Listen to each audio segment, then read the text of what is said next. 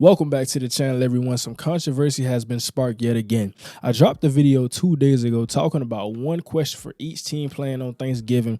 And for the Washington Commanders, my question really based around the fact, will it be Ron Rivera's last dance? Will it be his last game? And I think when you lose in a 45-10 fashion, it's just natural that questions will arise from the loss like that.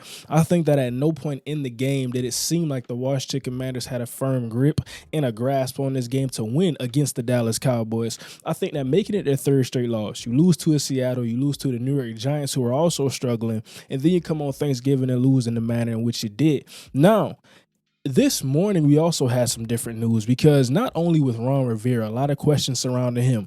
Jack Del Rio, the defensive coordinator for the Washington Commanders, he's out of the door in Washington. So I think when you allow 35 points per game in your 3-game losing streak, and then you also rank bottom 5 in total defense and points allowed, last in points allowed, let me add that fact. I want to know, what is the mindset of the team? What is the mindset of the leaders? Where are we mentally with this? Because I think that you bring in a new regime, you bring in a new ownership, and you want to know, do we have the staff? Do we have the players? Where can we go from here? And we're going to talk about all of that in today's video. But I think starting with the most important soundbite and quote. Are you worried about what could happen after this game, just in terms of job security or anything like that? I've told you before, I'm not worried about anything. All I'm going to do is do my job and see how things go. That's the only thing I can do.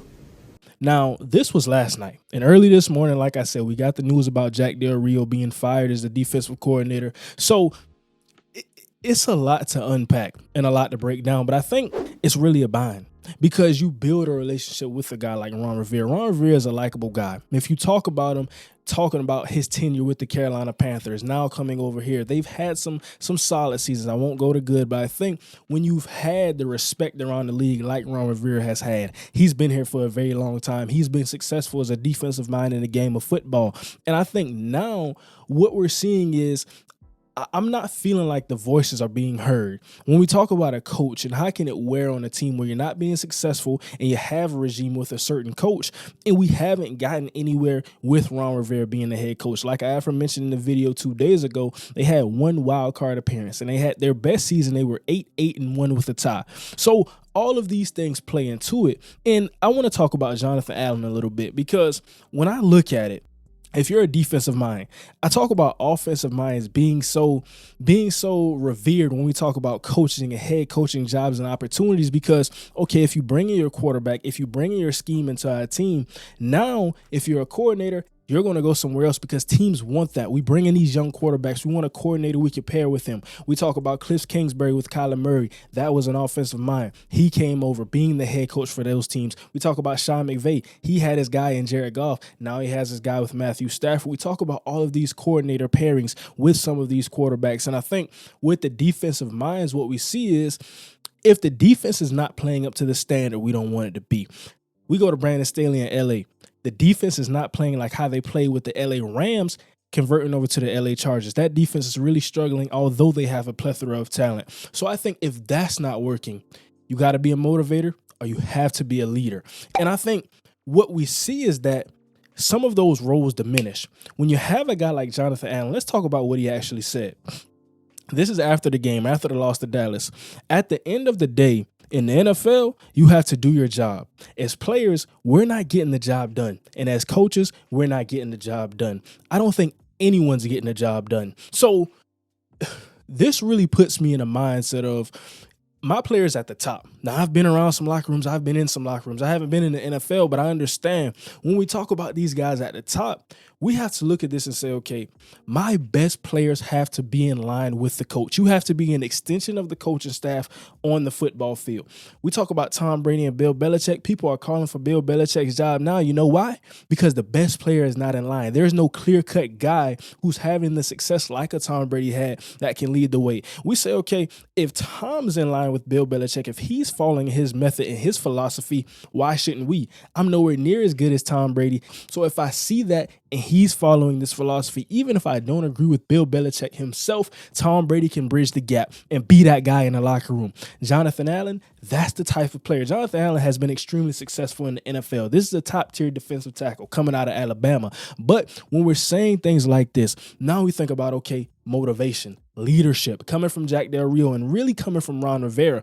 If we can't bridge that gap, what are we getting? You're a defensive mind. You don't add to the offense. Eric Bieniemy is calling the plays now with Sam Howell. So our defense is not successful, but that's why you're the head coach. And if you're not having the leadership that we expected you to have, if our leaders on the football field are not in line with our leaders in the front office and on the coaching staff, now we're sitting at ground zero. And I think that's what we're seeing with the Washington Commanders. Just talking about it, when Josh Harris, the newfound owner for the Washington Commanders, when he took over in July, he planned to thoroughly evaluate the team throughout the rest of the season, the final stretch, and going into the offseason. I think if he's evaluating what he's seeing right now, what is he looking at? What does he really have to evaluate? There's not a good body of work. Sam Howell's leading the league in passing yards, but it's not correlating to wins on the football field. And you look at a game last night, he's getting some garbage time yards. Now, I don't think Sam Howell had a terrible game, but I think when you have those drives and you get long sustained drives, you still can't capitalize. We're going 4th and out. We're not getting in the field goal range. We're not scoring in the red zone or anything like that, but we still have all of these yards that we're tallying. I think that there's still a ground foundation with Sam Howell and Eric Bieniemy. Now, I don't know if EB is going to stay on the staff. I don't know if they feel that Sam Howell is their guy to go the distance. But I think what we see with the defense, it needs to be reinvigorated and it needs to be flipped. That's the first thing I can say with this team. And just talking about the Cowboys, the success they had offensively. Now, I do want to note, ever since that bye week, they've been clicking on all cylinders. You have the loss to Philadelphia, but I think even with that loss, we saw offensive output that was among one of the best on that day. Now, Dak Prescott last night had 22 of 32, 22 attempts, 32 completions, 331 yards, 4 touchdowns, 87.1 QBR. Tony Pollard, a guy who I said, where is Tony? Can he contribute at a high level for this team getting into the playoff stretch? 13 carries, 79 yards, and a touchdown. Had over 100 scrimmage yards, something I talked about. 35 offensive points. So if you're a Josh Harrison, you're the owner of the Washington Commanders, you hear some of these things out of Ron Rivera. You hear some of these things out of revered leader in Jonathan Allen in the locker room. I think now you go into it. When we get into this offseason, I think you have to take all of the extensive research. Got to look for coaches.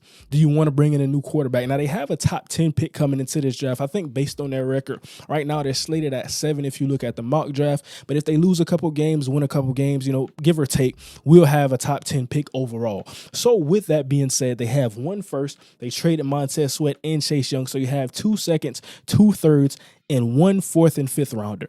So I think you have a lot of ammo. They got cap space going into next year. Just talking about things for the Washington Commanders, I don't know where you directly take this, but I think reprimands have to be made to the defense. I think offensively, offensive line, Sam Howell being sacked at the level that he's being sacked. Now, we could say some of that is pocket presence. Some of that is just the amount of how much they throw the football actually without the running game. You pin your ears back, you go get the quarterback.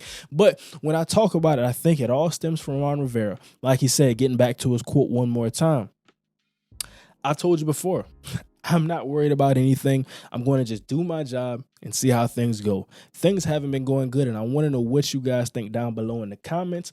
Is Ron Rivera's time finally done in Washington? Thank you for watching. As always, don't forget to like, comment, and subscribe. That's going to do it for today's video. And now, yeah.